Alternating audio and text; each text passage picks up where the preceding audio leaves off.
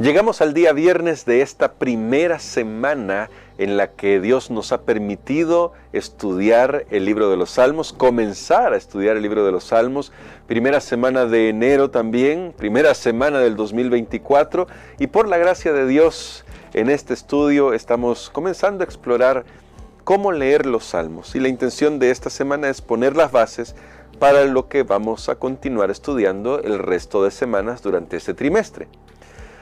Recuerda que aquí no estamos tratando de ser exhaustivos, aunque he tratado de cubrir algunos elementos de trasfondo histórico, de recursos literarios que usaron los escritores.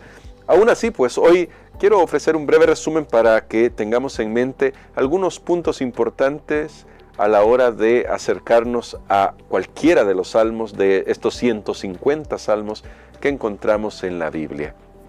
Vamos a orar y vamos a pedir la dirección de Dios para que nos ayude en la reflexión de este día. Bendito Padre, gracias te damos por tu palabra, porque tú nos das sabiduría para poder aprovechar al máximo el estudio que tenemos de ella. Por favor, Padre, ilumina nuestras mentes y corazones. Ayúdanos para sacarle máximo provecho a tu palabra. Lo pedimos en el nombre de Jesús. Amén. Muy bien, mi querido hermano y mi querida hermana. Cuando leemos los Salmos, como es palabra de Dios y fue escrita, ya lo hemos destacado esto, en un idioma que ya no hablamos nosotros, en idioma hebreo, y es hebreo antiguo, aunque hoy se habla hebreo, no es exactamente igual al hebreo bíblico, y además este libro fue escrito en una cultura diferente a la nuestra. Cuando leemos, siempre hacemos interpretación, siempre. Esto téngalo presente, téngalo presente. Siempre que usted se acerca a la Biblia, se hace interpretación. Por eso es importante que cada uno de nosotros esté estudiando constantemente cómo leer la Biblia.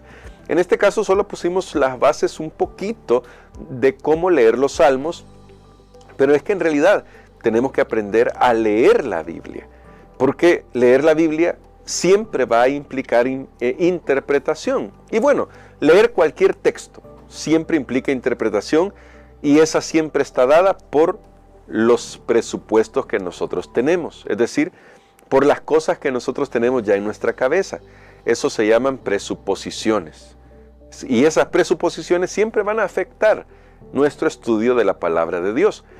Por eso, al abordar el estudio de un libro de la Biblia, como los Salmos o cualquier otro libro, tenemos que asegurarnos que nuestras presuposiciones estén lo más apegadas a la cosmovisión bíblica. Digo lo más apegadas porque, aunque esto tal vez suene un poco difícil de asimilar para algunas personas, nadie, y escuche bien esto, nadie tiene la cosmovisión bíblica completa.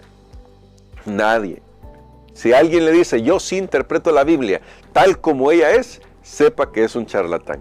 De una vez se lo digo. Porque todos nosotros apenas estamos acercándonos al texto.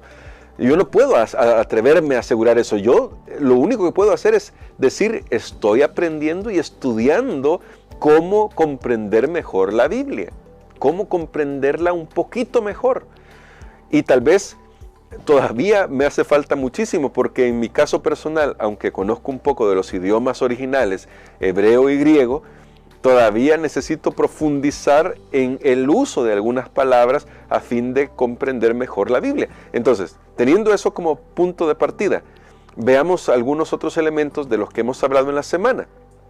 Por ejemplo, el libro de los Salmos está organizado de una manera tal que refleja el Pentateuco. El día domingo dije, voy a hablar un poquito acerca de esto, el día viernes, y el hecho es que el libro está organizado en 5 libros, los Salmos, la colección de Salmos está organizada en 5 libros, y estos 5 libros reflejan de alguna manera el Pentateuco. Esta división tiene ese paralelo, porque sigue una antigua tradición judía, y sin embargo esta tradición judía resulta importante a la hora de saber cómo se organizó. Otro elemento importante es que los salmos, y eso lo decía ya el día de ayer, no fueron escritos todos en la misma época. Hay salmos que fueron escritos en torno a la época de David, y en ese sentido abarcarían casi que toda la experiencia de David, tanto cuando era perseguido por Saúl como cuando ya reinaba él. Estos son los salmos, por ejemplo, desde el 1 hasta el 72. Uno puede ver ahí a los salmos enmarcados en el contexto histórico de David en su disputa con Saúl, que más bien era la disputa de Saúl con David, porque David nunca hizo nada en contra de Saúl para obtener el trono, y luego el reinado de David. Luego tenemos del capítulo o del Salmo, porque no son propiamente capítulos, sino del Salmo 73 al Salmo 89, tenemos la crisis asiria. Esa crisis asiria es el momento en que el reino de Israel va a desaparecer, el reino de las 10 tribus del norte. O sea, tener eso en mente como contexto nos va a ayudar a comprender esos salmos. Luego tenemos el Salmo 90 hasta el 106, que habla de la destrucción de Jerusalén por parte de Babilonia. Ese es el período en el que encontramos esos salmos. Los salmos 107 hasta el 150 son salmos de alabanza de aquellos que volvieron del exilio babilónico. Todo esto es parte del contexto a la hora de estudiar cada salmo. Lo ubicamos en el tiempo. Ubicamos primero la sección. Esta sección pertenece a la sección, el primer libro, por ejemplo, porque, vuelvo a repetir esto, los 5 libros de los salmos están en paralelo a los 5 libros del Pentateuco, así que los primeros salmos están en torno a Génesis.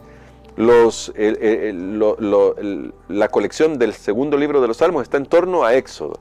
¿Y qué periodo era ese? Ahí lo vamos viendo según lo que los estudiosos van descubriendo, y nos vamos dando cuenta de el periodo específico en el que pudo haber sido confeccionado uno de estos salmos.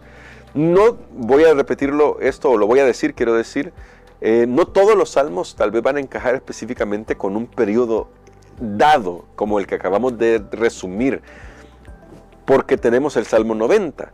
El Salmo 90 dijimos que tiene que ver con la reflexión tras la caída de Jerusalén por parte de Babilonia, del Salmo 90 al Salmo 106.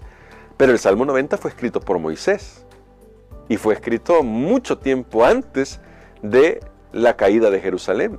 Sin embargo, quienes ordenaron estos salmos vieron que encajaba con la temática que querían transmitir.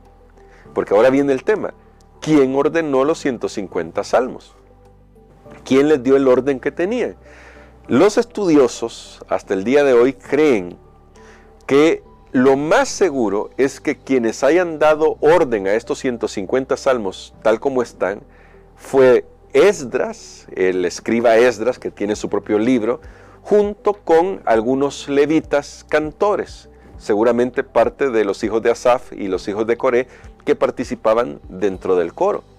Entonces, es muy probable, yo no estoy afirmando aquí nada porque los estudiosos han investigado esto y dicen, es muy probable que este salterio de 150 salmos haya terminado de coleccionarse y de arreglarse en el tiempo de Esdras.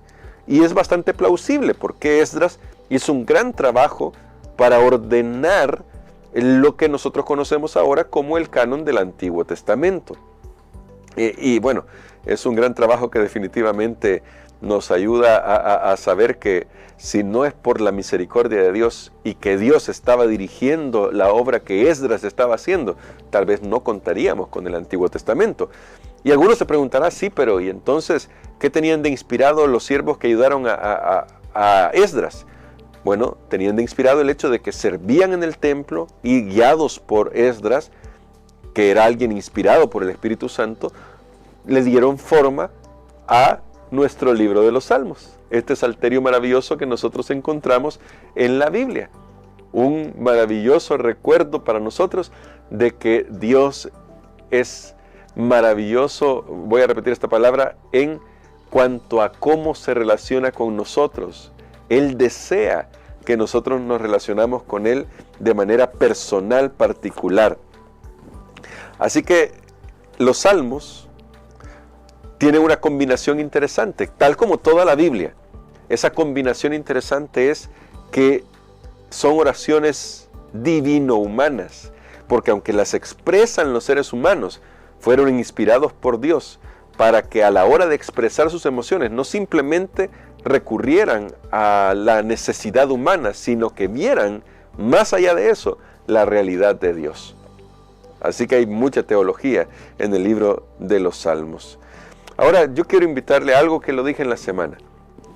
Lea el libro de los Salmos y de repente busque alguno que se asemeje a una experiencia que usted está pasando en este momento.